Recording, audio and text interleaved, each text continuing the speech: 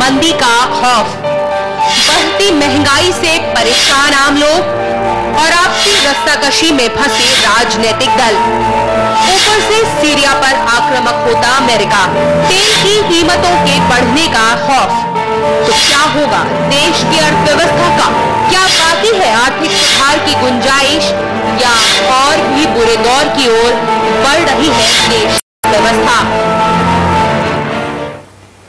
नमस्कार, मैं क्रांति संभव। रुपए की कीमत गिर गई है, इसके बारे में बताना जरूरी नहीं क्योंकि हम सब ये खबरों में पढ़ ही रहे हैं, टीवी में देख ही रहे हैं। हालांकि 1 किलो प्याज के लिए दिए जाने वाले ज्यादा रुपए से नहीं मतलब है, इसका मतलब पेट्रोल और डीजल के लिए ज्यादा पैसे देने से है। आज इस मुद्दे पर चर्चा के पीछे एक वजह तो यह है कि दुनिया भर में होने वाली उथल पुथल का असर अब रुपए और अर्थव्यवस्था पर आशंका जताई जा रही है कि बहुत जल्द होगा और बड़े पैमाने पर होगा, जहां सीरिया पर होने वाले हमले का सीधा असर भारत पर पड़ेगा, ऐसा बताया जा रहा है। जिसका गणित जो सिंपल ये है कि भारत के कुल इंपोर्ट खर्चे का 32% हिस्सा जो तेल खरीदने में जाता है, और ऐसे में सीरिया पर हमला हुआ नहीं कि तेल की कीमतें बढ़ेंगी और उस हमले का असर भारत भी महसूस करेगा। एक मिसाइल हमले की खबर से शेयर बाजार 650 पॉइंट गिर गया था, डॉलर का भाव 68 रुपए से नीचे चला गया था। ऐसे में अमेरिका ने हमला अगर कर दिया तो फिर क्या होगा? लेकिन दूसरा सवाल जुड़ा है उनसे जिनके ऊपर इस अर्थव्यवस्था को संभालने की जिम्मेदारी है। संसद चल नहीं रही और पिछले 2 साल में 50 से कम बिल पास हुए हैं। मौजूदा मानसून सत्र में होने वाले हंगामे को हम और आप देख ही रहे हैं। सवाल उठ रहे हैं कि जब सभी जानकार कह रहे हैं कि हालात नाजुक है और इकोनॉमी की हालत बाहरी के साथ साथ देश के अंदर की वजहों से भी ये हुई है, तो फिर जिनके कंधों पर इन्हें संभालने की जिम्मेदारी है, क्या उनका ध्यान वाकई इस मुद्दे पर है? बड़ी खबर में आज इसी चर्चा के साथ हमारे साथ खास मेहमान भी मौजूद हैं। स्टूडियो में मौजूद हैं professor AG Iyer, editor in chief, publisher inertia journal और साथ में रिन्यूएबल एनर्जी प्रमोशन एसोसिएशन के प्रेसिडेंट भी स्मिता गुप्ता जी हैं, वामपंथी अर्थशास्त्री हैं और वो हमारे से इस मुद्दे पर एक अलग पॉइंट ऑफ व्यू देंगे। साथ में डॉक्टर सुधांशु त्रिवेदी, प्रवक्ता बीजेपी के जो है हमारे साथ, सलमान सोज साहब हैं, कांग्रेस के नेता, और प्रेसिडेंट वीडियोकॉन वेणुगोपाल धूत। यहां पर सबसे पहले हम आपसे जानना चाहेंगे सर कि हमने एक मिसाइल के हमले को लेकर जिस तरह से बाजार के उठापटक को देखा है, वैसे में अगर हमला हो जाता है तो फिर तेल के आवाजाही पर, तेल के ट्रांसपोर्टेशन और तेल के ऊपर क्या असर पड़ेगा हिंदुस्तान में? देखिए, एक पहला मुद्दा बोलना चाहता हूं कि तेल के अभी जो इंटरनेशनल भाव है, जितनी कंपनियां वो रियलाइज नहीं कर पा रही उनके हिसाब से, वो चाहती है कि $250 का बैरल वो तेल बेच पाए। अब देखिए, ये पूरी राजनीति जो इंटरनेशनल इसको इस नजरिए से देखिए, सीरिया के ऊपर अटैक करने का हमको भी सवाल उठाना चाहिए कि ये आप इंडिविजुअली आप अटैक करना चाहते हैं तो $150 का जो ऑयल है उसको 250 पहुंचा के, और कौन सी इकोनॉमी से पैसे लिए जा सकते हैं? वो भारत जैसी इकोनॉमी से पैसे निकाले जा सकते हैं, क्योंकि हमारा, आपने खुद बताया कि 32% जो है हमारा, वो तेल के उत्पादन नहीं होने के कारण हम उसको इंपोर्ट कर रहे हैं। तो अब सबसे ज्यादा असर इस गरीब देश को होगा। तो इसमें सारे अमीर देश इन्वॉल्व है। मेरा ये इल्जाम है, मेरा ये कहना है कि आप $250 पर बैरल आप ऑयल को लाना चाहते हैं, इसलिए सीरिया पे आप कर रहे हैं, कोई और बात ही नहीं है। आप ये तो हमले की बात होगी, लेकिन हम ये समझना चाह रहे हैं कि अगर वो हमला हो जाए, हालांकि बड़ी खबर ओबामा साहब तो देखते नहीं होंगे कि उन्हें पता चले कि हम उन्हें उसके ऊपर विरोध जता रहे हैं, लेकिन सवाल यह कि अगर हो जाए वो हमला, हमारे ऊपर कितना असर इसका पड़ने वाला? भयंकर असर पड़ेगा। मैं आपको बता सकता हूं कि स्टॉक मार्केट में आपने ऑलरेडी उसकी चिंगारियां देख ली हैं। अगर वो मार्केट अगर 3 या 4,000 पॉइंट गिरे तो हमारे जितने उद्योगपति हैं उनका क्या हाल होगा, ये आप सोचिए। और दूसरी चीज है कि उद्योगपति कौन है? उद्योगपति आप में से, हम में से कल को निकलेंगे और बनेंगे। अब हमें इन उद्योगों के खिलाफ उल्टी जो नजरिया है इसको गवर्नमेंट को छोड़ना चाहिए। गवर्नमेंट पॉजिटिव रखे अपने उद्योगपतियों पे, और इवन मैं बोलता हूं कि हमारे जो लेफ्ट के भाई हैं बाकी इनकी बातें सुने कि ये एक न्यूट्रल इकोनॉमी है, हमारे को अपने देश के बारे में सोचना चाहिए। अब हम पार्टी की पॉलिटिक्स छोड़ के अगर हम देश की राजनीति करें तो हमारे लिए बेहतर होगा। मैं बोल रहा हूं ऐसी परिस्थिति में इस वक्त देखा जाए कि भारत एक देश है कि नहीं है, एकजुट है कि नहीं है। अगर ये नहीं हुआ तो मैं आपको बता सकता हूं कि हमारी हालत इतनी खराब होगी, केवल थोड़े से पाकिस्तान, बांग्लादेश, इनसे थोड़ी सी अच्छी हालत होगी, वो कोई अच्छी बात नहीं है। इतनी पावरफुल इकोनॉमी अगर इस तरह अपने साथ दुर्व्यवहार करवाना चाहती है, और इसके कारण हम ही हैं। देखिए, बामिया में जब स्टैचू उड़े थे उस समय पूरी दुनिया चुप थी और हम भी चुप थे। वहीं से शुरुआत हुई जब तालिबान ने उस बामिया स्टैचू को उड़ाया। तो हम इन चीजों को समझ क्यों नहीं रहे? इंटरनेशनल राजनीति को समझिए, जो पॉलिटिक्स, इससे तेल पे 100% असर पड़ेगा। तेल पे इतना असर पड़ेगा कि उन्होंने अपना, देखिए बोलना नहीं चाहूंगा लेकिन बोलना चाहिए, एक्सॉन मोबिल, शेल, कैल्टेक्स, जितने अमेरिकन कंपनी है, इन्हीं को तेल के करंट उत्पादन से जो बढ़ावा होगा उससे फायदा होगा। और फायदा किसको नहीं होगा? वो अगर आप कनाडा के शेल गैस नहीं ले रहे हैं आज, कनाडा को कोई बेचने नहीं देगा। ये फायदे की बात, फायदे की बात है, लेकिन यहाँ पर एक हमने आज खबर देखी कि वीरप्पा मोइली जी कह रहे हैं कि ईरान से हम खरीदने की कोशिश करेंगे जिससे कि हमारा फॉरेन एक्सचेंज कुछ बचेगा। उसका जरा अर्थ हमें इकोनॉमी समझाइए। देखिए, मैं इसमें 2-3 बातें कहना चाहूंगी। पहली चीज तो ये कि अगर हम ईरान से खरीदते हैं, इससे अच्छा विकल्प हमारे लिए नहीं है, हमें जरूर ये करना चाहिए। अभी तक हमने इसलिए नहीं किया क्योंकि हम अमेरिका की दादागिरी में आ गए। अमेरिका तो आप जानते ही हैं कि विश्व के दादा है सबसे बड़ा, उनके लिए अलग नियम है और बाकी विश्व के लिए अलग नियम है। लेकिन हमें इसको तोड़ते हुए हमारा विरोध, पहले तो सीरिया के ऊपर कोई अटैक अगर होता है तो उससे करना ही चाहिए, साथ ही साथ जरूर हमको ईरान की तरफ देखना चाहिए। लेकिन उसके साथ 2 अर्थव्यवस्था से जुड़ी हुई बातें हैं। पहली चीज तो ये है कि जो एक कंजर्वेशन की बात है कि जो तेल की कीमतें क्यों बढ़ रही हैं, उसमें एक हिस्सा है जो एक्साइज और टैक्स जो सरकार लेती है, उस वजह से इस देश में पेट्रोल की कीमतें बहुत हाई हैं। सिर्फ इसलिए नहीं है क्योंकि विदेशी बाजार में वो हाई है, लेकिन यहां हम बहुत टैक्स लेते हैं, बहुत एक्साइज चार्ज करते हैं। दूसरी चीज, हमने गाड़ियों की खरीद पे एकदम छूट दे रखी है, पब्लिक ट्रांसपोर्ट को हमने नष्ट कर दिया है।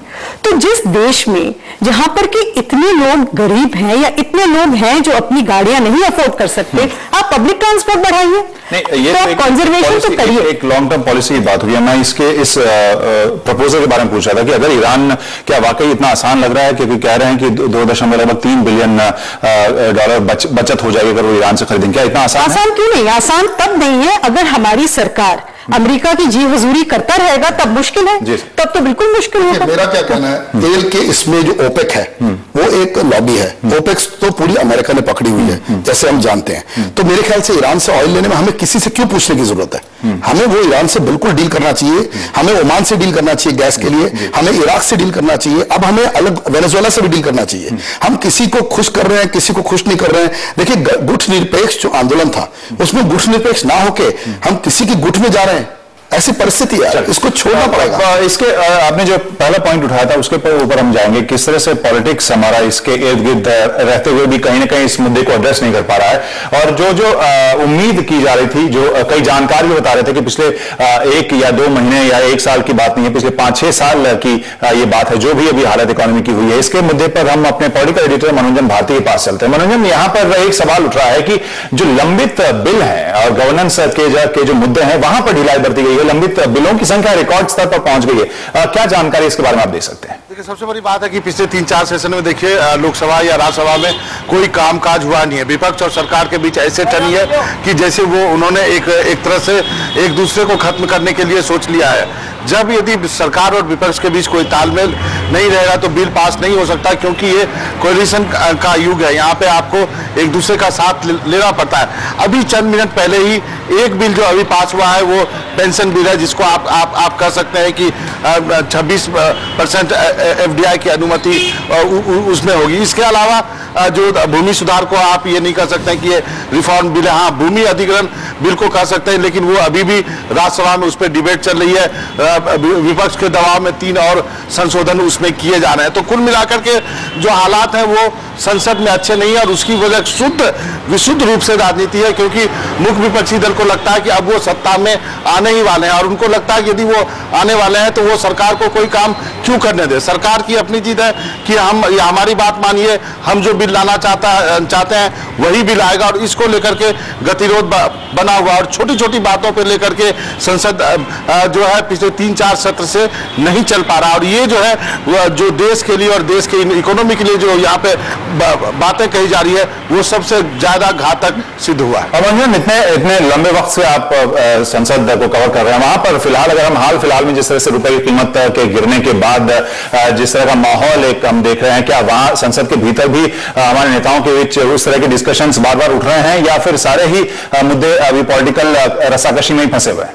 देखिए, मैं आपको बताऊं, लोकसभा और राज्यसभा में देश की इकोनॉमी की हालत पर 2 बहस हो चुकी है। चिदम्बरम ने दोनों जगह जवाब दिया है। प्रधानमंत्री ने भी लोकसभा और राज्यसभा में जवाब दिया है। दोनों वित्त मंत्री और प्रधानमंत्री ये बताने की कोशिश करते रहे कि हमारे फंडामेंटल्स ठीक है। प्रधानमंत्री ने विपक्ष को ब्लेम कर दिया। प्रधानमंत्री ने यहाँ तक कह दिया कि किसी लोकतंत्र में ऐसा क्या होता है कि प्रधानमंत्री को ये शब्द कहे जाए। तो बहुत तरह की बातें कही गई और उससे हालात सुधरे नहीं और विरोध होता ही गया। और मुझे नहीं लगता कि आने वाले दिनों में कुछ हालात सुधरेंगे। हालांकि अभी जो है आरबीआई गवर्नर की ब्रीफिंग चली रही है, उन्होंने भी कई मेजर्स अनाउंस किए हैं। लेकिन यदि आप कहें कि पार्लियामेंट एकजुट होकर के इकोनॉमी के बारे में सोच रहा है तो माफ कीजिएगा, वहां सब अपनी अपनी राजनीति की सोच रहा है। 2014 के बारे में सोच रहा है। विपक्ष को लगता है, मुख्य विपक्षी दल को, कि वो सत्ता में आने ही वाले हैं। उनको लगता है कि यदि वो सत्ता में आने वाले हैं तो इस सरकार को क्यों काम करने दें। सरकार को लगता है कि हम भूमि अधिग्रहण बिल और खाद्य सुरक्षा बिल पास करा लेते हैं तो शायद एक और चांस रहेगा उनके लिए आने के लिए।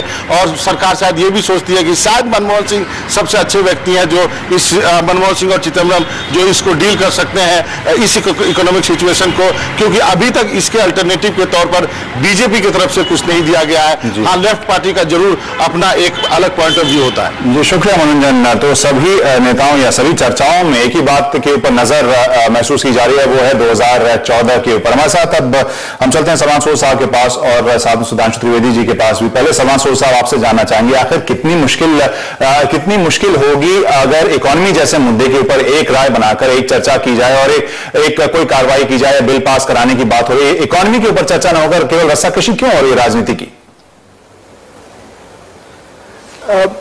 देखिए, ये तो अभी नई बात तो नहीं है। अगर आपने देखा हो पार्लियामेंट में पिछले 2-3 साल से काफी शोर शराबा होता है और ये कोई नई बात नहीं है। हाँ, 2014 आ रहा है, इलेक्शन आ रहा है, तो इस वक्त ज्यादा ही कुछ हो सकता है। और आप शायद देखेंगे जैसे हम इलेक्शन के नजदीक आएंगे तो शायद ज्यादा शोर पार्लियामेंट में हो। लेकिन उसके बावजूद पिछले कुछ हफ्तों में कुछ प्रोग्रेस भी हुई है। ऐसी बात नहीं कि कोई प्रोग्रेस नहीं हुई है, जिसमें गवर्नमेंट और ऑपोजिशन दोनों ने मिलकर कुछ बिल पास किए हैं। फूड सिक्योरिटी बिल जो है और जो लैंड एक्विजिशन बिल जो है, अब फूड ये दो जो बहुत बड़े बिल ने, ये तो तकरीबन लॉ में बन चुके हैं।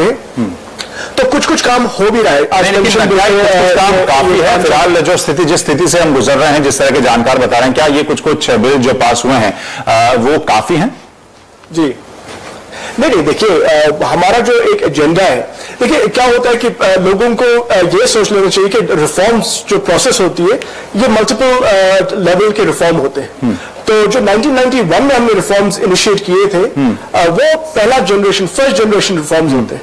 उसके बाद सेकंड जनरेशन रिफॉर्म, जिसमें आप जैसे पेंशन बिल का आप पेंशन रिफॉर्म्स का देख रहे हैं या फाइनेंशियल रिफॉर्म्स वगैरह, ये आगे को जैसे जैसे ये रिफॉर्म्स कॉम्प्लेक्स होते जाते हैं उसी तरह से इनको ये मुश्किल होता है इंप्लीमेंट करना हर जगह, सिर्फ हिंदुस्तान में नहीं बाकी मुल्कों में भी ये इसको पेस बढ़ाना बहुत मुश्किल होता है। क्योंकि आप देखिए हमारे मुल्क में देखिए कोalition देखिए, सुनिए आप, कोaliशन गवर्नमेंट होती है आमतौर, दूसरे साइड से ऑपोजिशन, ये सबको साथ चलाना है अगर आपको बिल पास कराने।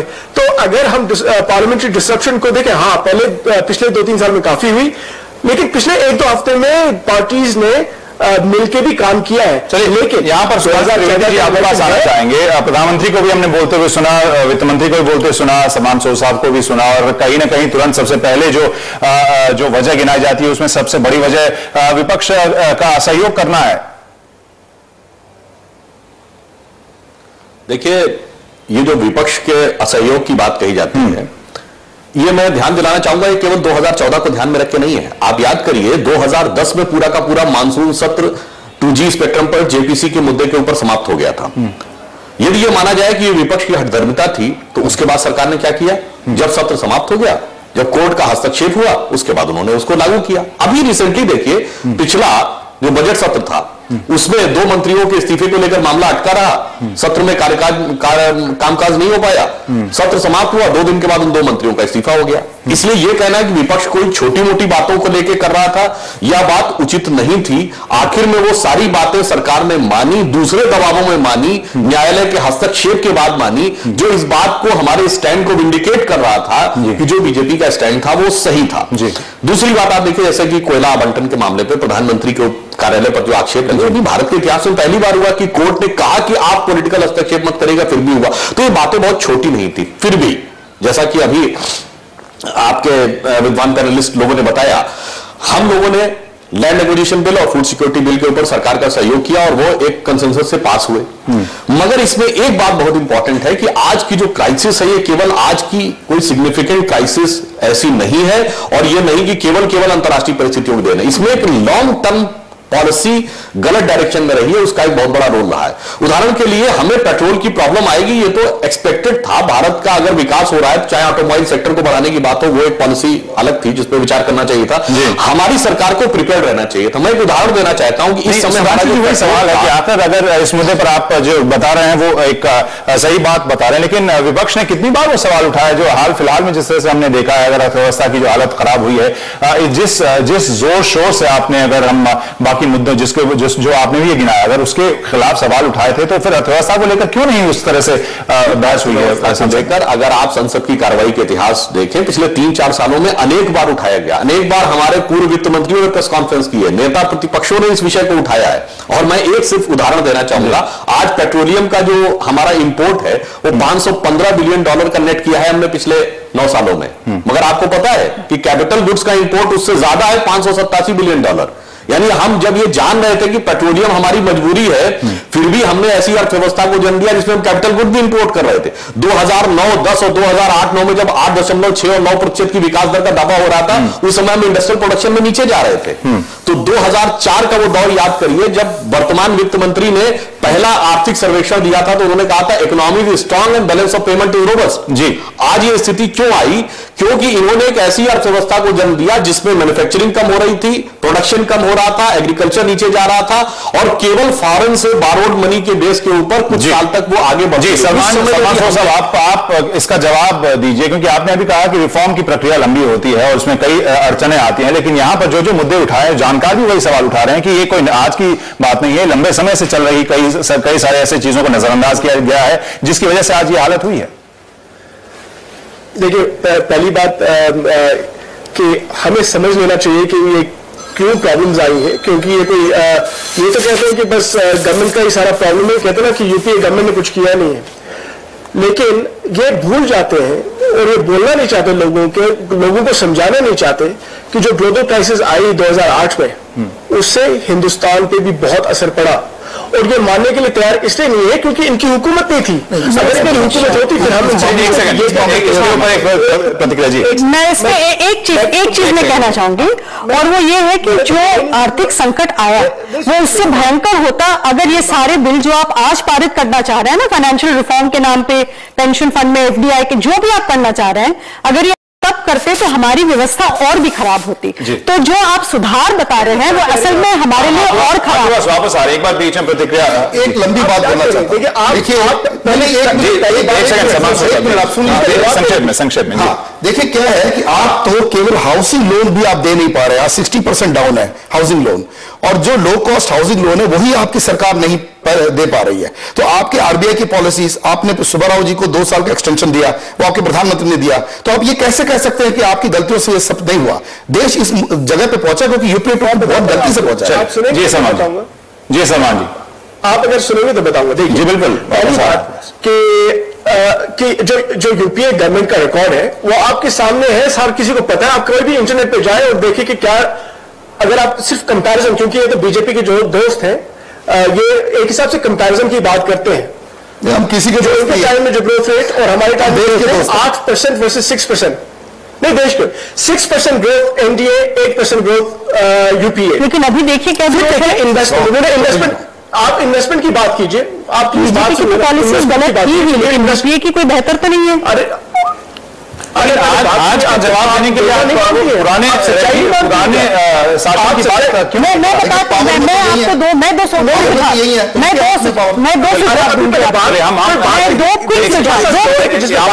वेणुगोपाल दूध जी को लाना चाहेंगे। वेणुगोपाल दूध जी, आप सुन रहे हैं ये बात करने ना दे। ये अगर मुझे देखिए ना क्या शो है आपका जिसमें बात नहीं कोई करने देता, ये इंटरप्ट करते रहते हैं, क्या बात है?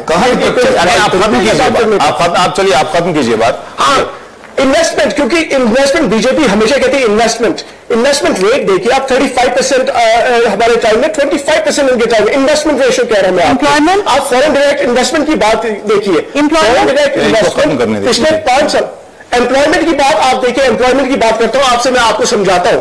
पिछले 2 साल में एम्प्लॉयमेंट में स्ट्रक्चरल शिफ्ट आ रहा है, क्योंकि आप लोग थोड़ा ऊपर ज्यादा देखते हैं, थोड़ा नीचे देखते हैं ग्रास रूट लेवल पे क्या हो रहा है। देखिए गाँव में अगर बात खत्म होगी तो अब दूसरों को बोलने का मौका देंगे। बात सुनिए आप। अरे 27% unemployment today in urban areas, rural की तो बात ही नहीं करिए। 27% अनएम्प्लॉयमेंट अर्बन एरियाज, ये आपने हालत करी है देश की। Wrong. You have done it. You're wrong. How I can be wrong? You are not accepting the country has got a power deficit worth almost 55 gigawatt. You are not accepting this. These are the reports given to your prime minister personally. How can you say that? अगर आप 27 ये आपके प्रधानमंत्री जवाब देने दीजिए बात जी। आपका अगर आपका अनएम्प्लॉयमेंट डेटा ठीक है तो मैं कुछ भी करने के लिए तैयार हूं। आपका अनएम्प्लॉयमेंट डेटा करूंगा मैं।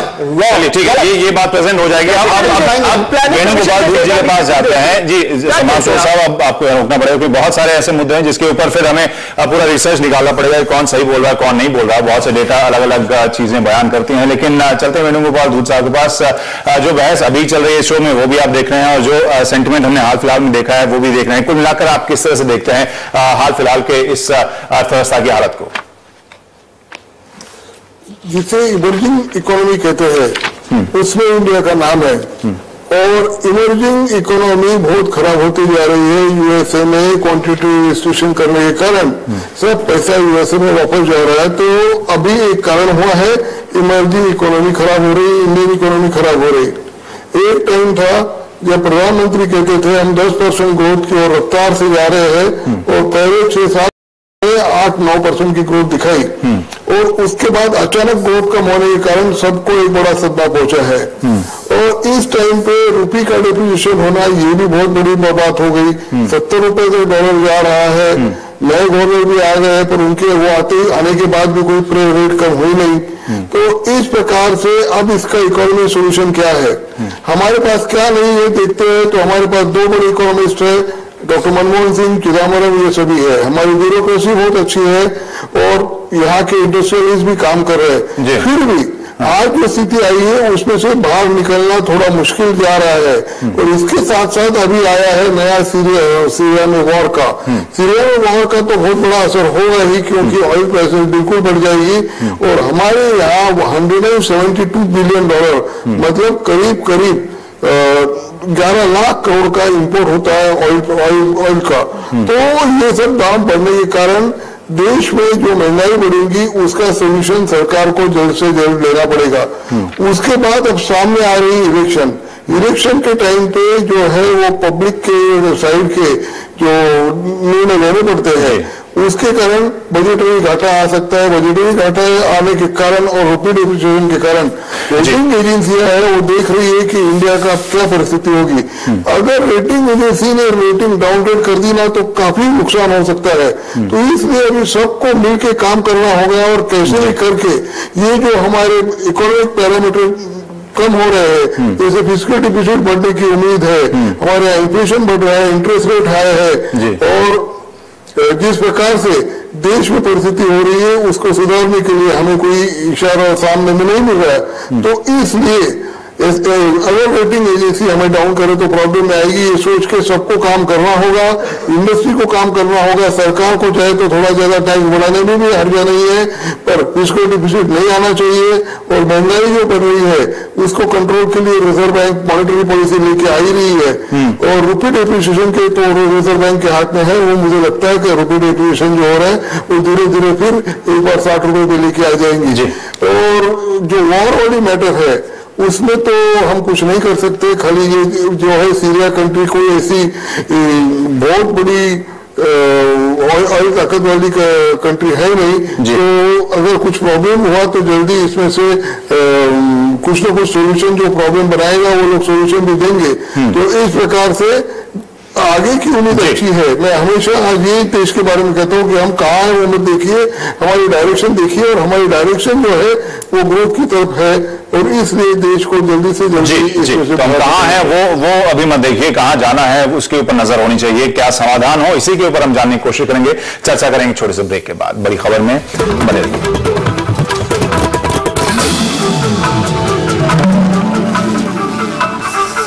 अब चलते हैं हम सुधांशु जी के पास। सुधांशु जी, आपने पिछले सेगमेंट में सलमान सूद साहब को सुना और वेणुगोपाल धूत को भी सुना, और यहां पर आपको लग रहा है कि वो सारे कदम उठाए जा रहे हैं, और बार बार बीजेपी या एनडीए के शासन के साथ तुलना करके क्या आपको लगता है कि कांग्रेस या यूपीए 2 अपने इन जो भी अचीवमेंट अभी तक इकोनॉमी के स्तर पर हुए हैं उसको वो जस्टिफाई करना चाहती है?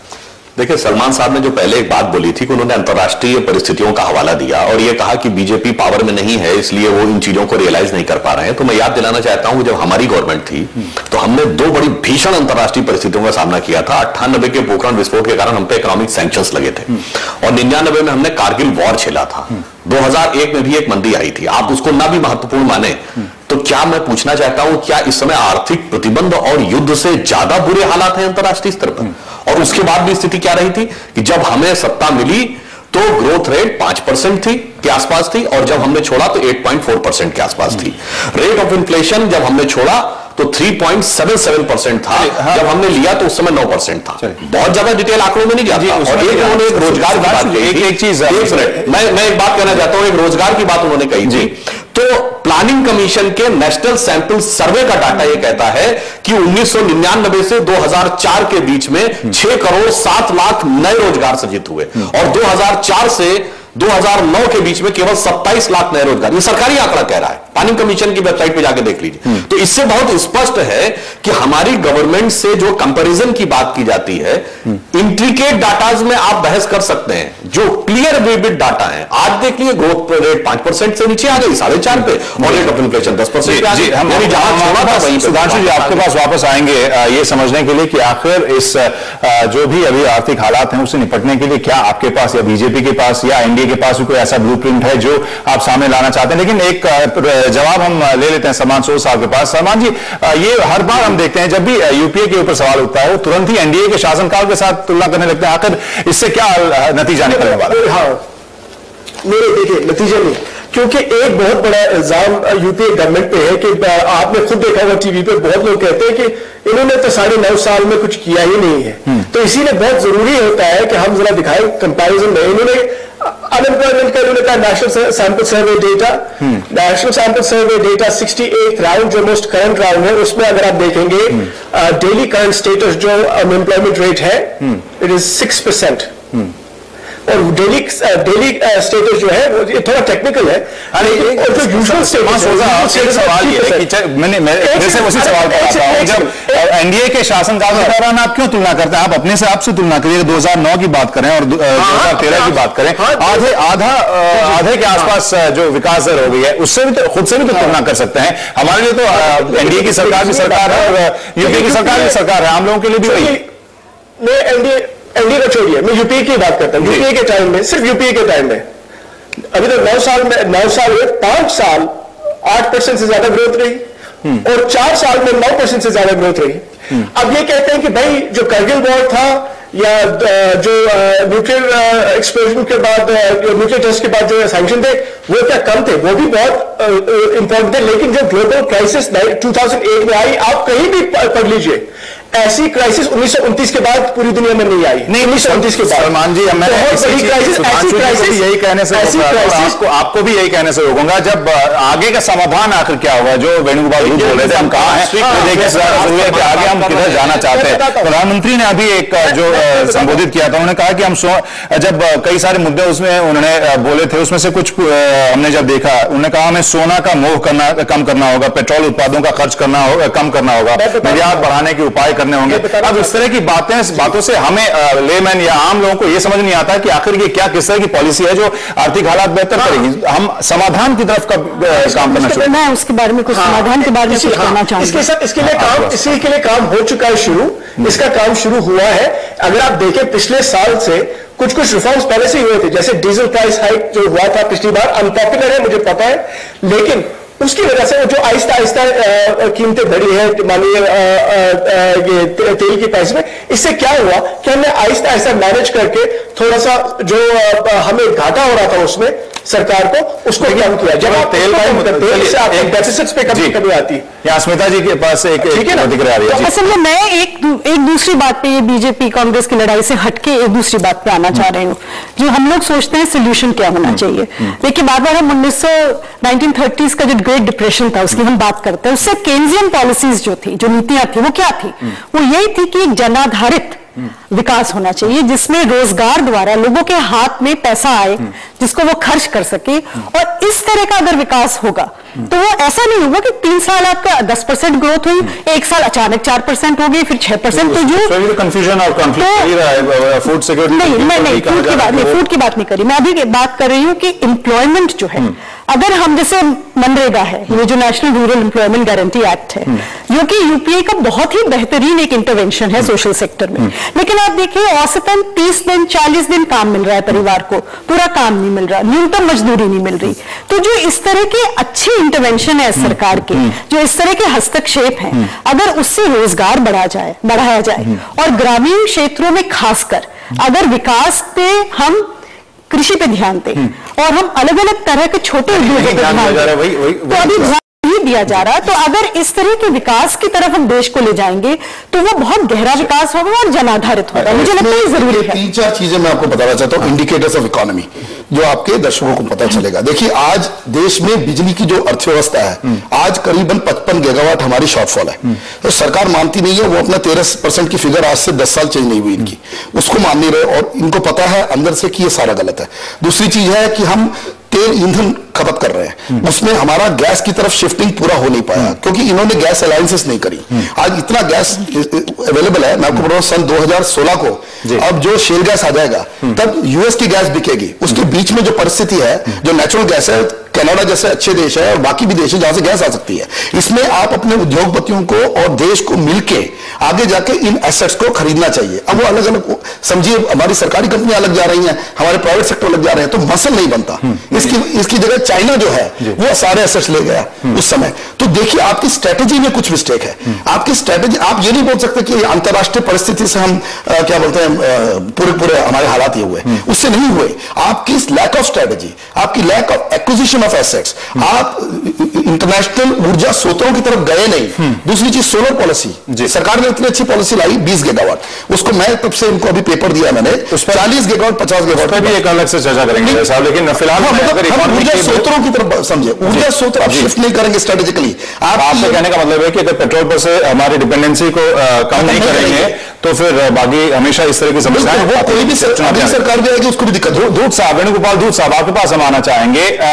सलमान सोह साहब कह रहे हैं कि कई सारे कदम उठा लिए गए हैं और बहुत सारे कदम प्रोसेस में हैं, लेकिन क्या वाकई इंडस्ट्री को वो कॉन्फिडेंस मिल रहा है कि हाँ हम जिस भी परिस्थिति में अभी फिलहाल हैं उससे बेहतर तरीके से निकल सकते हैं? इस तरह का कॉन्फिडेंस मिल रहा है इंडस्ट्री को? इंडस्ट्री को कॉन्फिडेंस तो आ रहा है, पर एक बार सरकार ने इंडस्ट्री का कॉन्फिडेंस भी गंवा दिया है और फॉरेन इन्वेस्टर का जो कॉन्फिडेंस है वो चला गया है। सरकार की कोई अभी भरोसा नहीं रखते फॉरेन में, क्योंकि उन्होंने जिस प्रकार से कानून बनाया फिर बाद में तोड़ दिए, लाइसेंस दिए, रेट्रोस्पेक्टिव इनकम टैक्स में अमेंडमेंट कर दी। इसके कारण जो इंडिया फ्लेवर था, इंडिया यूफोरिया था, इंडिया का नाम था, वो अब काफी कम हो चुका है। तो ठीक है, बाहर के इंडस्ट्रियलिस्ट अब हमारे पास नहीं आते। पहले हम लोग उनके साथ मिलकर यहाँ टेक्नोलॉजी लाते थे, काम बढ़ाते थे, बिजनेस बढ़ाते थे। अब वो काम तो होने वाला नहीं है। पर इंडियन इंडस्ट्रियलिस्ट के पास पैसा है और वो काम करना चाहते हैं। सरकार अगर उनके लिए इंफ्रास्ट्रक्चर के दरवाजे खोल दे, इंफ्रास्ट्रक्चर जोर से शुरू कर दे, पावर प्रोजेक्ट्स जो है वो काफी बंद होने जा रहे, नए पावर प्रोजेक्ट आ नहीं रहे, तो उसे शुरू करवा दे। फिर आगे है रोड्स, पीपीपी जो है, जो सरकार ने अनाउंस किए, प्रधानमंत्री जी ने खुद, वो रोड के 10 बड़े पावर प्रोजेक्ट्स है, वो अगर सरकार जोरों में कर दे, उसके प्राइवेट पार्टनर सिलेक्ट कर रहे, तो वो भी काम शुरू हो जाएगा। इस काम में सीमेंट, स्टील वगैरह का उपयोग हो जाएगा। हाउसिंग में हम पीछे जा रहे हैं, उसके लिए भी कुछ जगह करके अगर हाउसिंग डेवलपमेंट का भी काम चारों दिशा में कोशिशें करनी पड़ेंगी। यहाँ पर वेणुगोपाल आप कह रहे हैं जी कि चारों दिशा में कोशिशें करनी पड़ेंगी, तब मूड सुधरेगा। फिलहाल एक छोटा सा ब्रेक लेते हैं। ब्रेक के बाद हम सुधांशु जी के पास आएंगे ये समझने के लिए कि आखिर यहाँ से इस हालात से निकलने के लिए बीजेपी के पास क्या रणनीति है, और साथ में समान सूद साहब से भी जानने की कोशिश करेंगे कि जब जरूरत ऐसी है तो फिर क्यों नहीं पहले सभी पार्टियों से, विपक्षी दलों से एक समन्वय बनाने की कोशिश की जा रही हो। लेकिन एक छोटा सा ब्रेक डालें।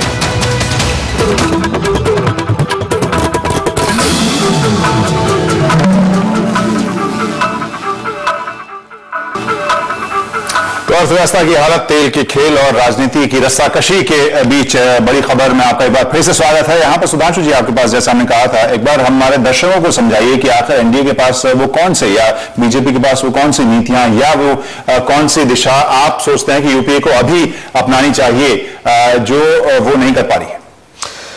देखिए, मैं आपके इस प्रश्न का उत्तर दूंगा। इसके साथ पहले मैं एक सेंटेंस जरूर कहना चाहूंगा कि जो अंतर्राष्ट्रीय परिस्थिति का हवाला दिया जा रहा है, आज तो यूरोजोन इंप्रूव कर रहा है, डॉलर स्टेबल है, स्टर्लिंग पाउंड स्टेबल है, यूरो स्टेबल है, चाइना का आरएमबी स्टेबल है, और आपको पता है कि श्रीलंका और बांग्लादेश जैसे देशों की करेंसी स्टेबल है। बांग्लादेश का टका पिछले एक साल में 4% इंक्रीज हुआ है, तो हमारा रुपया तो नीचे जा रहा है। इसलिए मेरा केवल कहने में एक और बात यह है कि तो फिर अब मैं आ रहा हूं कि सॉल्यूशन क्या है। हमें इस हमारे पास सॉल्यूशन देना चाहिए ग्लोबल सिनेरियो का, लेकिन हम जवाब ये समझना चाहेंगे। अब हम ये बता रहे हैं आपको कि सॉल्यूशन क्या है। देखिए, सबसे महत्वपूर्ण बात यह है कि जब जैसे हम पावर में आए थे, आपने जो कोर सेक्टर्स हैं, इंफ्रास्ट्रक्चर योजनाएं क्यों धीमी कर दी, मैन्युफैक्चरिंग पे ध्यान नहीं दिया, कृषि उत्पादन पे ध्यान नहीं दिया, तो जो कोर स्ट्रेंथ ऑफ इकोनॉमी थी उस पे कंप्रोमाइज करने के कारण आज यह स्थिति बनती चली गई कि आप पूरी तरीके से खोखली अर्थव्यवस्था की तरफ आ गए। क्या यह सत्य नहीं है कि मेगा इंफ्रास्ट्रक्चर प्रोजेक्ट्स एनडीए के जमाने में शुरू हुए थे, उनको स्लो डाउन किया गया था, मैन्युफैक्चरिंग पे ध्यान नहीं दिया गया। अब आप कहेंगे कि आज सोल्यूशन क्या है, तो अब अगला मुद्दा आता है कि आप जैसे वेलफेयर स्कीम्स लाते हैं, जैसा कि स्मिता जी ने कहा, बिल्कुल वेलफेयर स्कीम्स लानी चाहिए, मगर इस ढंग से नहीं कि आपने अभी फूड सिक्योरिटी बिल लाए, ना आपने उत्पादन पे ध्यान दिया, ना भंडारण पे ध्यान दिया। एक साल पहले सुप्रीम कोर्ट कहता था कि सड़ रहा है अनाज, इसको गरीबों में बांट दो, और उसके बाद एकदम से फूड सिक्योरिटी बिल ले आए। जैसे आज भाजपा की सरकारें काम कर रही हैं, हमारी मध्य प्रदेश की सरकार थी, एग्रीकल्चर प्रोडक्शन 3% से बढ़ाकर 18.96% पे ले गए और खाद्यान्न पूल में सबसे बड़े कंट्रीब्यूटर बने, और फिर हमने एक साल पहले फूड सिक्योरिटी बिल लाए। चुनाव के समय इंतजार नहीं किया, जब चुनाव का समय आएगा, खजाना खाली होगा, फिर भी हम फूड सिक्योरिटी बिल लाएंगे। हमारी छत्तीसगढ़ मध्य प्रदेश सरकारों ने किया। और अंत में मैं ये कहना चाहूंगा कि एनडीए और भाजपा शासित राज्यों की औसत विकास दर आज भी 10% के आसपास है, जब औसत राष्ट्रीय दर 5% से कम है। और इस सरकार ने 20 सूत्री क्रियान्वयन समिति की जो रेटिंग थी स्टेट्स की, वो इसलिए बंद करवा दी, रेटिंग में लगातार बीजेपी आगे थी। कारण सिर्फ